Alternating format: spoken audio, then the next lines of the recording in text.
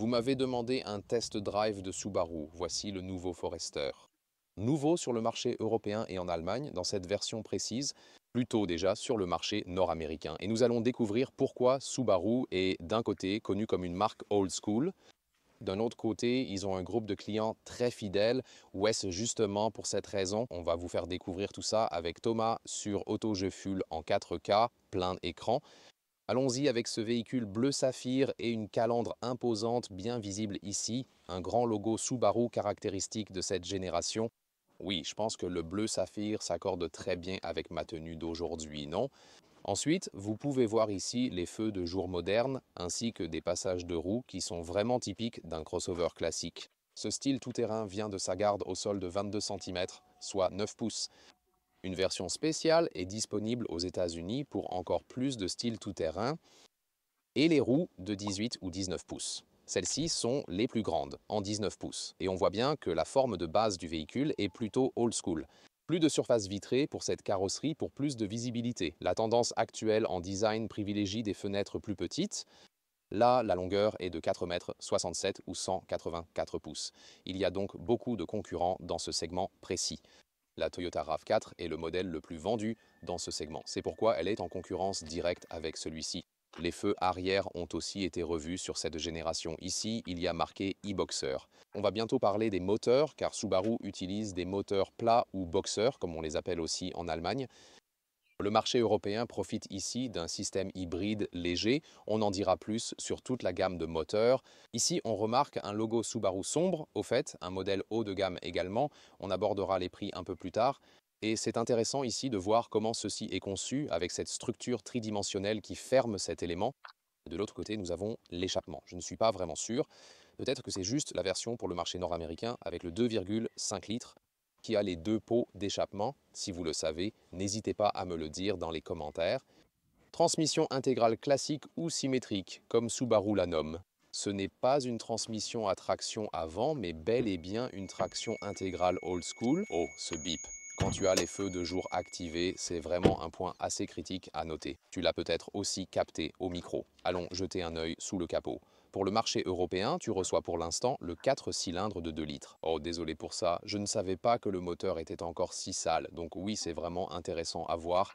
Il va probablement avoir besoin d'un nettoyage de moteur à un moment donné. Grande isolation ici, donc celui-ci ne fait que 200... Désolé, ce serait vraiment trop beau. Celui-ci ne fait que 136 chevaux et il dépasse les 12 secondes sur le 0 à 100 km par heure. Et cette transmission hybride légère peut vous offrir quelques moments électriques, mais cela ne va pas changer grand-chose, honnêtement. Nous attendons une nouvelle hybride complète avec une batterie de 1,1 kWh basée sur le moteur atmosphérique de 2,5 litres déjà disponible sur le marché américain où il est également proposé en essence pure, avec plus de puissance et environ 9 secondes au niveau de l'accélération. En effet, il reste un peu sous-alimenté sur le marché européen, on va le conduire aujourd'hui. Ce serait vraiment plutôt cool d'avoir ce tout nouveau hybride intégral ici pour le marché européen. Cela irait aussi mieux avec la taille globale du véhicule. Maintenant, passons à l'intérieur avec cette clé simple Subaru. Quand tu appuies sur le logo, tu l'ouvres. Ici, en appuyant, c'est pour l'accès sans clé. Les bruits de fermeture des portes, c'est bon, solide. Ouais, l'arrière aussi, c'est sympa. Ensuite, à l'intérieur des portes. Là, dans la partie supérieure, c'est un peu doux, c'est bien réalisé. Et ici, un autre matériau encore plus doux avec des inserts en microfibre dans la finition haut de gamme. Les sièges à mémoire et les poches de porte sont grandes, même pour des bouteilles volumineuses. Système audio Harman Kardon en option et un volant équipé de vrais boutons pratiques. Aussi des bruits de clics distincts, volume, sélecteur de mode de conduite descendant à gauche par exemple et pour le régulateur de vitesse adaptatif.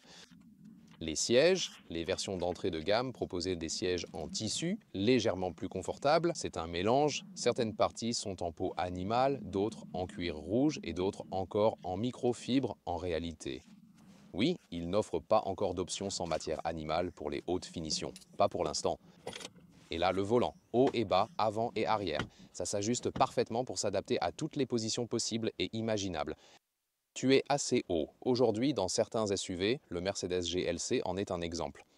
Il est classé comme SUV, mais c'est plutôt un crossover de la classe C, honnêtement, pas dans un mauvais sens. La GLC a une conduite phénoménale, la meilleure suspension du segment, mais dans la GLC, on est assez bas pour un SUV. Par contre, dans le Forester, on est plus haut que chez les concurrents. Vous avez une vraie sensation de SUV. Avec le siège électrique, on règle la hauteur, l'avancée et l'inclinaison. Même avec le toit panoramique, il reste largement de la place pour la tête. 189, 1,90 m. Un rideau manuel pour le toit panoramique, ça m'a semblé tout à fait bien. J'aime bien les rideaux manuels, pourquoi pas, et ensuite l'électrique. Et quand je mets le contact, je peux les ajuster facilement. Voilà. Ensuite, je peux également ouvrir ce toit et donc c'est en fait assez large, ce qui est vraiment agréable et pratique et ce qui est intéressant aussi. Ici, en ce moment, c'est séparé, mais on peut verrouiller manuellement. Celui-là rentre ici tout simplement et en le refermant, on voit bien qu'il se ferme tout seul. C'est pas malin, ça? Ouais, tu sais, c'est ce que je fais pour mes loisirs. Découvrir des détails comme ça, tu veux me le montrer encore une fois? Ouais, aussi comme celui-ci, à mi-chemin, et ensuite je mets celui-là dedans. Et puis ça se remet ensemble avec lui. C'est pas incroyable. Ouais, ce sont des choses qui me fascinent vraiment en tant que passionné de voiture. Ouais, désolé pour ça. Passons à l'habitacle. Léa a découvert un truc très intéressant. Tu veux leur montrer? Là, sur le tableau de bord, regarde ici. Une belle structure 3D sur ce tableau, un déploiement réussi. On peut aussi le trouver à l'extérieur du véhicule, juste là. Donc je suis vraiment fier de Léa parce qu'elle a aussi adopté mon style un peu fou de passion pour les voitures et qu'elle a repéré ces détails. Très bien fait. Ensuite, le haut du tableau de bord est plus souple, c'est bien, et puis il y a ce système d'infodivertissement moderne et vertical. À quel point le logiciel est moderne, on en parlera plus tard.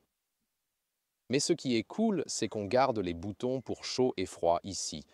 Donc c'est facile à appuyer même en conduisant, ainsi que la molette manuelle pour le volume, alors bravo pour ça.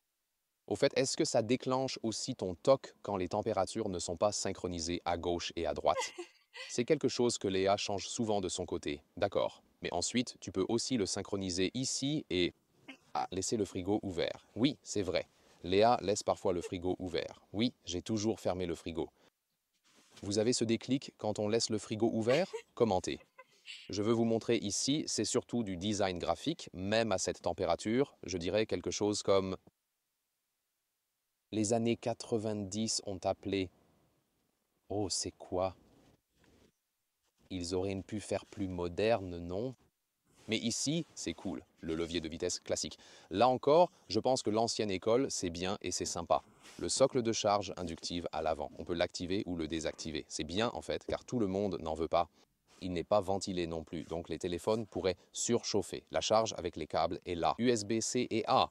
Puis les portes gobelets, ils sont un peu adaptables, pour ainsi dire, mais tout en plastique dur et ainsi de suite. La coudoir ici est assez souple. Ouais, il n'est pas très stable de gauche à droite et il y a vraiment beaucoup d'espace. Tu peux simplement y fourrer des trucs sans problème. Et le volant lui-même est en fait d'une taille plutôt sympa et sportive, je dois l'admettre.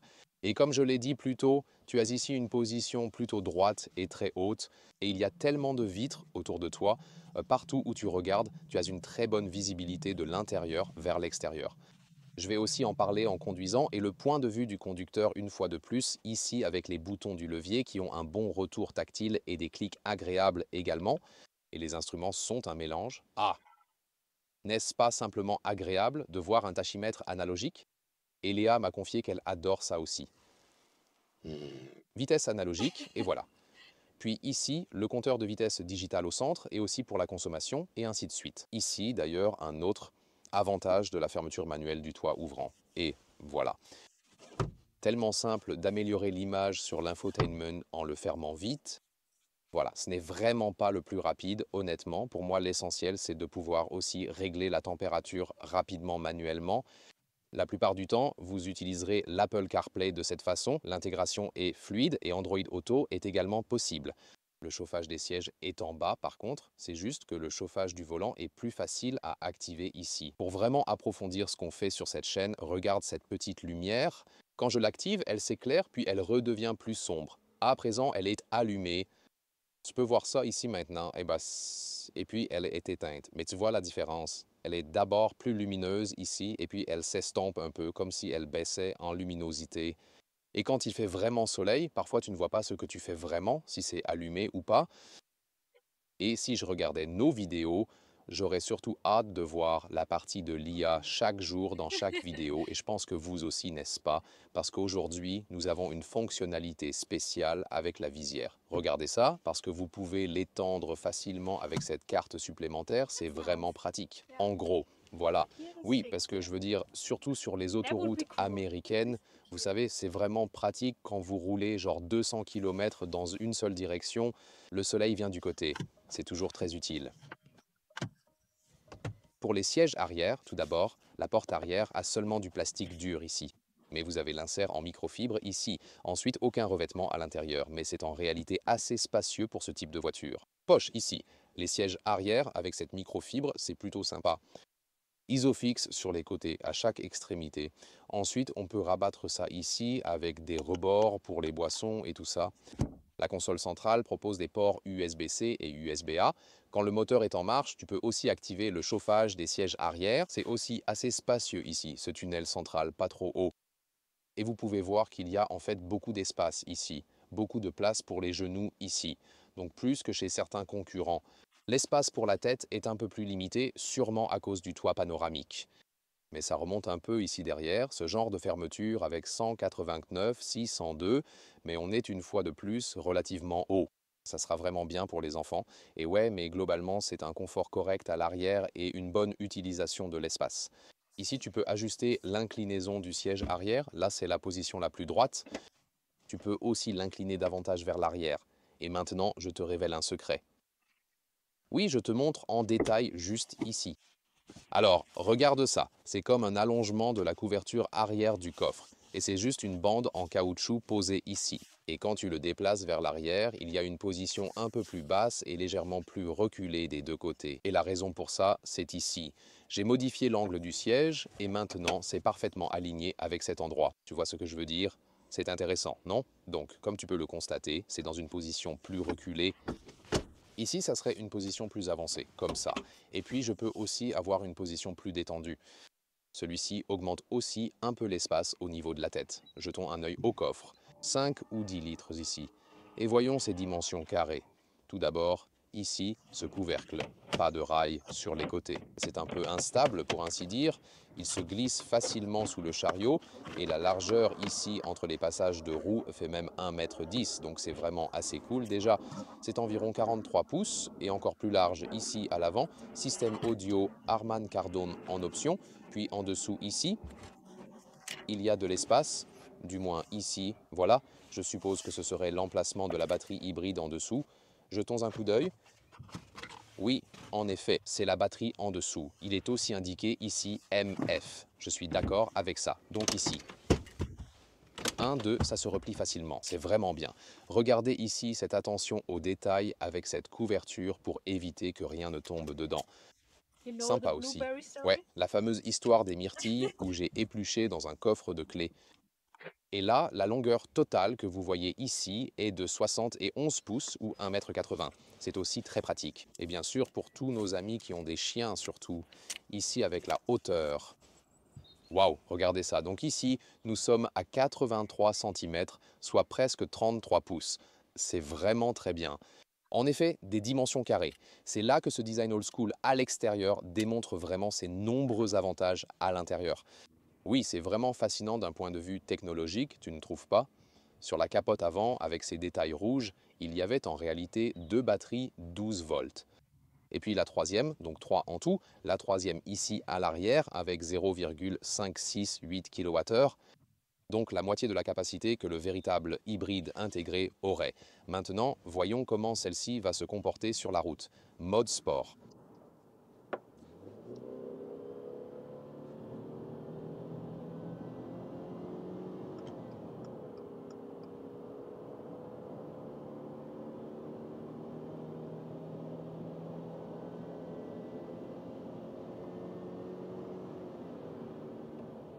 D'accord.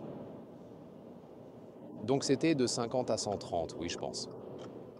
Et je suis passé ici en mode C ou quelque chose comme S et I, vous avez les modes.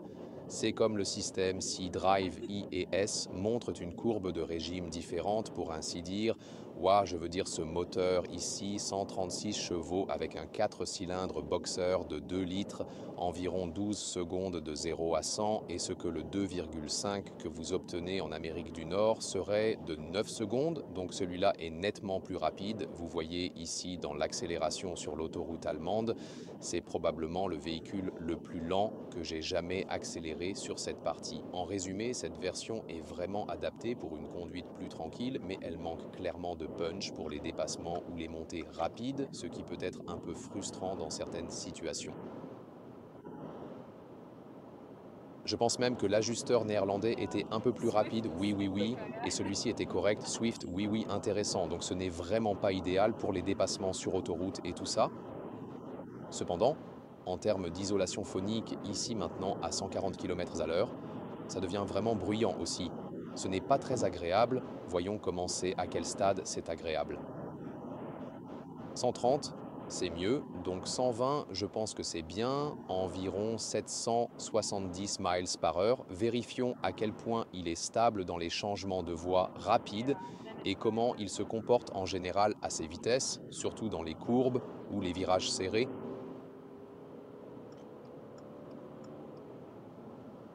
C'est bon, il ne secoue pas trop, même si la suspension est douce, douce et confortable, je dirais. J'ai aussi roulé sur quelques nids de poules plus tôt et ça se comporte plutôt bien là-dessus. Vous pouvez voir ce fond off-road de Subaru, mais même s'il est dans un ton plutôt doux avec des jantes de 19 pouces. Swing, c'est vraiment bien qu'il ne secoue pas trop la voiture et la direction est en fait très agréable. Elle semble extrêmement naturelle, donc ça ne donne pas du tout une impression digitale. Vous n'avez pas besoin de trop de force. Mais je dirais que c'est parfaitement ajusté. Il n'y a pas de zone morte, donc ça répond directement. Mais il y a toujours ce côté tout-terrain, comme si je devais manœuvrer un véhicule solide. J'ai vraiment aimé la sensation de conduite parce qu'elle crée cette connexion très fine entre le conducteur, la voiture et la route. Donc le volant est vraiment excellent comme la direction. La manière dont il se comporte est vraiment au top, c'est clairement indéniable et tu profites pleinement de cette vue panoramique sur l'extérieur rendue possible grâce au style de construction classique de ce véhicule.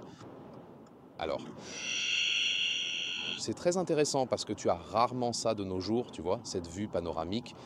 Donc c'est une très bonne vue d'ensemble aussi quand tu regardes sur les côtés et tout ça, parce que toutes les voitures qui arrivent sur le marché ont des petites vitres et de grosses carrosseries.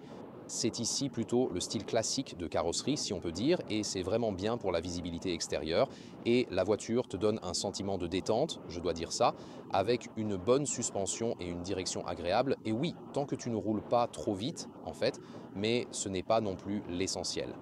Tu as aussi entendu qu'en accélérant, cette transmission automatique CVT fait comme. Pas forcément très agréable, mais quand on va bientôt rouler plus en ville et tout ça, là tu profites de tous les avantages de tout ce système. Celui-ci est également en version hybride légère, ce qui t'offre des moments électriques en ville. Donc je vais te montrer ça, mais d'abord on veut lui faire passer un peu le test de l'autoroute allemande car c'est là que tu ressens vraiment de quoi la voiture est capable. Mais tout le châssis et tout ça, la voiture se sent vraiment stable et tu as comme un instinct qui te dit si une voiture est bien construite, surtout quand tu roules à des vitesses plus élevées. Et là, j'ai en quelque sorte le sentiment que c'est un véhicule bien construit, assez stable et rigide et tout ça. Donc le châssis en lui-même se sent vraiment bien, je dois dire ça. Et en fait, c'est aussi amusant à conduire à cause de cette direction agréable et le châssis qui se sent bien et tout ça. Et tu as comme l'impression que ce n'est pas trop tout terrain, donc c'est adapté à la route. Mais encore une fois, tu sais que tous les Subaru sont en gros tous terrain et tu pourrais quitter la route sans aucun problème tout en gardant cette sensation de contrôle et de solidité. Oui, prendre du terrain tout terrain à tout moment, ça ne leur poserait aucun problème. Changement de voie encore. Ouais, pour les longs trajets, c'est confortable. Comme ils n'ont pas d'alternative en cuir animal, je vous l'ai dit plus tôt, je pencherai plutôt pour les sièges en tissu des finitions de base, car ils offrent davantage de confort, restent bien frais en été et gardent la chaleur en hiver. Et voilà, nous approchons maintenant de la fameuse combinaison S. On pourra vous en dire plus sur l'agilité même à des vitesses élevées. Ici, à 100 km/h, on a aussi une bonne sensation de voyage. Et là, vous n'aurez aucun problème avec le bruit du vent ou autre. Vous pouvez également ajuster tous les réglages ici, comme le régulateur de vitesse sur le volant. Donc ici, maintenant, dans cette combinaison S, voyons voir. Observez aussi comment je tourne le volant et le virage. Assez égal, en fait, ce n'est pas trop mal en réalité. Pour moi, au moins, c'est amusant. Et si nous n'étions pas si, oui, peut-être ça. Je veux dire, parfois. Quand les SUV plus hauts ont une suspension pas trop rigide, ce n'est parfois pas très bon pour les passagers parce qu'ils se font un peu trop secouer à cause de ça. Alors, retour à la voiture, une dernière accélération, ça monte à 5500. Et voilà, oui, c'est 125. Surtout quand tu fais cette accélération sur l'autoroute, tu sens qu'il ne se passe presque rien. Donc, pour une voiture de cette taille, on roule sans charge avec 2 personnes à l'intérieur pour le moment. Si tu penses maintenant qu'on ajoute un peu plus de charge à l'arrière, je sens que la version européenne est clairement sous-motorisée pour celle-ci. Et les systèmes d'assistance, le détecteur d'angle mort est ici dans le rétroviseur, donc je vois ce point-là, c'est plutôt bien. Je veux aussi tester le régulateur adaptatif, là. Je l'active avec le pouce droit. Ils peuvent aussi activer ou désactiver l'aide au maintien de voix active, et ce qui est bien, c'est qu'elle ne nécessite pas beaucoup d'intervention ou quoi que ce soit. C'est vraiment détendu, ça ne surcorrige pas trop. C'est bien comme ça rend la conduite agréable. Cependant, gardez les mains sur le volant. Vous devez toujours bouger le volant d'une manière ou d'une autre, et ce n'est pas l'intention que cela soit détendu dans les systèmes d'assistance. Donc, il n'a pas de reconnaissance tactile capacitive. Et de petits mouvements. C'est pas assez. Faut vraiment, et je suis là, je suis là, je suis toujours là. Et ouais, je ne trouve pas ça si bien. Donc en fait, ouais, c'est vraiment ça le truc, quand il n'y a pas de pouvoir. Je ne peux pas doubler celui-là parce que, tu vois, celui-ci approche les 120 km/h. Alors clairement, c'est une voiture trop lente pour l'autoroute allemande. Puis en montée, comme Léa l'a dit ici, il n'y a aucune chance que je puisse le dépasser. Et ouais, ce n'est vraiment pas le plan. Oh, ce gars va probablement me suivre. Ouais, Bitterfolgen en allemand, notre leçon d'allemand pour aujourd'hui. Ouais, donc niveau système d'assistance, des sentiments mitigés. Donc bien, ce n'est pas la tactique, mais la détection des mains un peu énervantes. Et aussi ce truc de garder les yeux sur la route. Je veux dire, c'est obligatoire maintenant. Mais si je regarde juste un peu le rétro ou la caméra, je veux dire, parfois ça arrive en quelques secondes ou un truc comme ça, de dire garder les yeux sur la route, ok. Mais ce sont des systèmes qui sont implémentés par la loi petit à petit. Ouais, certaines des choses énervantes de la vie moderne en voiture, pour ainsi dire. Oh, mais bon, c'est comme ça. Maintenant, il faut s'y faire et adapter son comportement au volant en conséquence. On regarde ça même sur l'autoroute parce que je ne touche pas l'accélérateur. Avec le trafic dense, j'étais légèrement en mode EV, donc j'utilisais ce système hybride léger. Là, à nouveau, quand on roule, le moteur s'arrête en fait et on peut économiser un peu de carburant. Et désactiver cet avertissement de vitesse, en conduisant, ce n'est peut-être pas la chose la plus intelligente, mieux vaut le faire avant de démarrer. En bas à gauche, cliquez ici, puis désactivez l'assistance de vitesse et l'avertissement. Donc 3 clics, ils n'ont pas de meilleur raccourci, du moins pas que je sache. C'est peut-être quelque chose qu'ils ont mis en place, mais je n'en ai pas entendu parler. Oui, c'est trop compliqué de le désactiver définitivement, mais au moins c'est là en quelque sorte et ils ont raccourci ça ici vers les systèmes d'assistance ou vers les fonctions du véhicule en bas à gauche. Et maintenant, on quitte l'autoroute et on va en voir plus sur ce système hybride en fait et aussi sur comment la voiture se comporte en ville. Donc je ralentis maintenant, voyons quand le EV, voilà, le mode EV s'enclenche, les tours par minute tombent à 0. Grâce à ça, tu peux bien sûr économiser du carburant, ce sera surtout important en ville, ça ne fera pas une si grande différence et bien sûr sur l'autoroute, là le moteur est reparti. Alors voyons ça. Parfois tu entends même ce signal, tu sais, comme ça, c'est aussi obligatoire par la loi quand tu roules vraiment très lentement, que tu as ce EV. Ce signal que ceux qui ne voient pas peuvent quand même t'entendre, donc c'est aussi toujours une chose intéressante à écouter, c'est sûr. Et il faut dire que cette combinaison de moteurs, quand elle n'est bien sûr pas très puissante et qu'elle est toute en douceur et ainsi de suite, Et bien sûr un peu mieux pour la ville alors. Ici, la suspension souple joue un rôle encore plus important face aux nids de poules et tout ça. Donc c'est clairement un véhicule bien plus adapté à la circulation urbaine qu'aux longs trajets sur autoroute. Et bien sûr, adapté aussi aux hors-piste. Et ici, bien sûr, le vent, cette isolation acoustique et tout ça ne tient pas, ne joue pas non plus un grand rôle. Donc en fait, en ville, c'est assez agréable à conduire. Et encore une fois, on voit aussi de l'intérieur vers l'extérieur, ce qui donne cette sensation panoramique. C'est vraiment plutôt cool et on est assis très haut ici. Et Léa en a aussi parlé plus tôt avec moi. Donc même pour un SUV de cette taille, on est assis très haut par rapport à la route et c'est bien d'avoir cette sensation de vue d'ensemble. On n'a pas l'impression d'être par exemple dans une C-Class AMG avec de petites fenêtres, tout est noir à l'intérieur et pas de toit panoramique ou quoi que ce soit. Là, on a un peu l'impression d'être enfermé, mais ici, c'est plus comme si on était présent dans l'instant avec tout ce qui vous entoure. Et ici, la transmission CVT n'a pas d'effet négatif. Donc c'est vraiment très fluide, car vous appuyez juste légèrement sur l'accélérateur, vous allez et venez, et cela contribue en réalité à une sensation de détente encore plus grande et agréable. Néanmoins, bien que vous ayez parfois ces moments électriques, et que cela peut être bien lorsque vous roulez lentement, par exemple vers un feu de circulation, cela ne changera pas radicalement la consommation globale.